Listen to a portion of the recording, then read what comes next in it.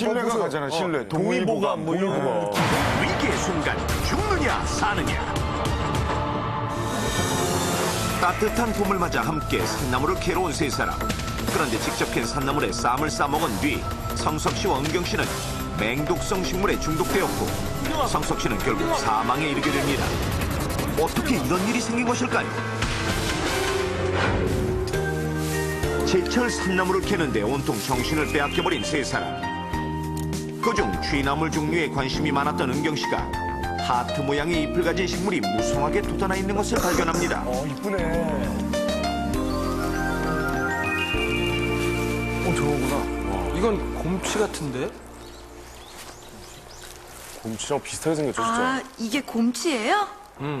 취나물 중에 하나야. 이맘때 나는 어린 잎이 최고로 맛있어.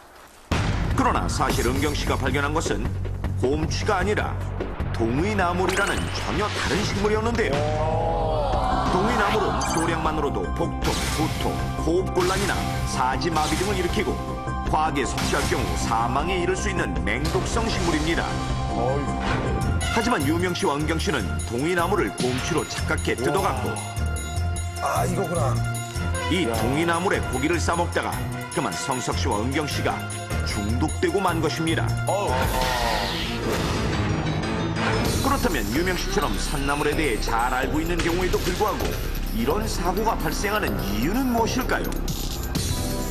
4월부터 5월 사이는 두릅, 취나물, 냉이 등 각종 비타민과 무기질 등이 풍부하고 향이 좋은 갖가지 산나물들이 새순을 돋는 시기입니다. 그리고 같은 시기에 인체에 유해한 영향을 미치는 야생 독초도 싹을 틔우는데요. 산나물과 비슷한 생김새의 독초를 먹고 탈이 나는 경우가 잇따르고 있습니다. 지금처럼 한창 싹이 돋고 꽃이 피지 않았을 때는 산나물과 독초가 매우 흡사해 전문가조차 구별하기 쉽지 않다고 합니다. 그래서 이맘때가 되면 독초를 산나물로 잘못 알고 먹는 사고가 증가하게 되는 것입니다.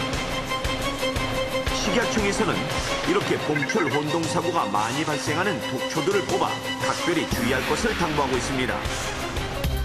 동의나물도 그중 한 가지로 식용식물인 곰치와 오인사고가 자주 발생하는 독초인데요. 자, 이것이 바로 진짜 곰치. 깊은 산 속에서 곰이 먹고 사는 나물이라 하여 붙여진 이름입니다. 거의 똑같은데요? 곰취는 참취, 참나물과 함께 봄을 대표하는 취나물 중 하나로 깊은 산이나 고지대에 햇빛이 잘 드는 곳에서 주로 자라는데 특히 야생 곰취는 맛과 향이 더욱 뛰어나 잃었던 입맛을 살려준다고 하여 옛부터 사랑받는 산나물입니다. 그런데 특히 이맘때 나는 곰취와 동의나물은 얼핏 봐서는 전문가도 구별하기 힘들 만큼 비슷한데요. 과연 사람들은 동의나물과 곰취를 얼마나 구분할 수 있을까요? 거리 누나가 직접 알아봤습니다. 곰치 아시죠? 취나물. 예. 그럼 구별하세요? 보면은 네, 구별할 수 있어요. 먹을 수 있는 거죠. 제가 확실한 거는 이거 먹을 수 있어요. 이거 먹을 수 있고. 네. 이거는 이것도 먹을 수 있어요. 아, 둘 다 먹었어. 이게 곰치인가요? 이건 아닌 것 잘하시는 같은데요. 어머님들도. 확실하게 아니에요. 예. 이거는 뭔가요? 예. 이것도 아닌 것 같은데. 자, 이게 구별이 뭔가요? 어렵다는 거죠. 아, 이건 곰치 아닌데요? 곰치가 아니에요? 예. 곰치는 이거보다 얇아요. 자, 이거는 뭐? 글쎄요, 이거 잘 모르겠네요. 약간 곰치 같아요. 아, 곰치 아닌 것 같은데요. 주부님들도 곰치가 못하시네요. 그래? 비교적 산나물을 많이 접하는 주부들도 쉽게 구별해내기 힘든 곰취와 동의나물. 특히 한창 새순이 돋는 이 시기에는 더욱 그 모양이 흡사한데요. 그렇다면 곰취와 동의나물은 어떻게 구분해야 할까요? 자, 자세히 보면 잎이 부드럽고 약한 털이 나 있는 곰취와 달리 동의나물의 잎은 윤기가 더 많고 두껍습니다.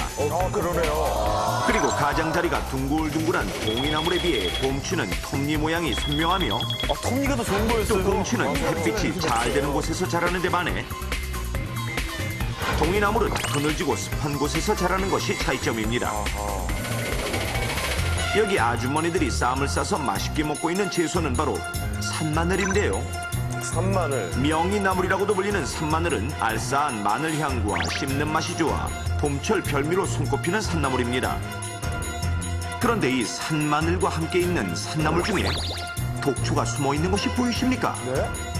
네? 바로 봄철 가장 많은 식중독 사고를 일으킨다는 박새입니다. 박새는 독성이 강해 중독될 경우 복통과 구토 증상은 물론 맥박을 느리게 하고 혈압을 떨어뜨려 특히 심장이 약한 사람에게는 매우 위험한 식물입니다. 그렇다면 박새와 산마늘은 어떤 차이점이 있을까요? 우선 먹을 수 있는 산마늘은 잎이 얇고 부드러운 반면 박새는 두껍고 질기며 윤이 납니다. 또 산마늘의 잎은 넓이가 좁고 길며 자랄 때 잎이 한쪽으로 치우쳐 자라는 반면 박새는 산마늘보다 잎이 크고 넓으며 잎 뒷면에 약한 털이 나 있고 여러 장의 잎이 촘촘히 자라는 차이점이 있으니 혼동하지 않도록 하십시오. 이뿐만 아니라 맹독성 식물과 닮아 채취할 때 극히 주의해야 할 약초가 또 있습니다. 자, 이 두 식물을 눈여겨봐 주십시오. 매년 5월에서 6월 사이에 이 두 식물을 혼동해 사망 사고까지 잇따르는데요. 주 서식처인 지리산에서는 경고문까지 볼 수 있습니다. 이것은 뿌리를 약재로 쓰는 참당귀입니다.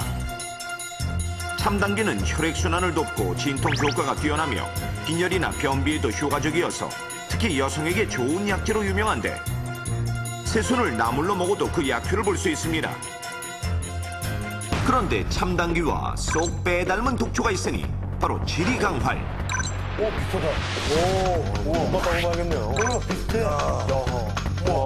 이건 못 구분하겠는데요. 맹독성 식물인 지리강화를 참당귀로 착각해 먹게 되면 눈이 충혈되거나 얼굴이 붉어지며 경련을 일으키다가 심하면 한두 시간 이내에 목숨을 잃을 수 있는 무서운 독초입니다.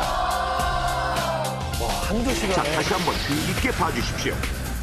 봄치와 흡사하지만 가장자리가 둥글둥글한 동이나물, 산마늘에 비해 잎이 크고 털이 난 박새, 참당귀와 달리 냄새가 고약한 지리강활은 모두 절대 입에 대서는 안 될 무서운 봄철 독초라는 사실. 그렇다면 이렇듯 독성이 있는 식물을 먹었을 경우 어떻게 해야 할까요?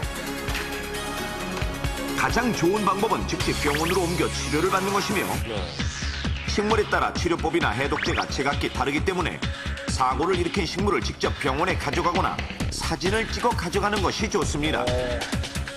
당장 병원에 가는 것이 힘든 상황이라면 먹은 음식을 즉시 토해내고 물을 충분히 마신 후 이동하는 것이 좋습니다.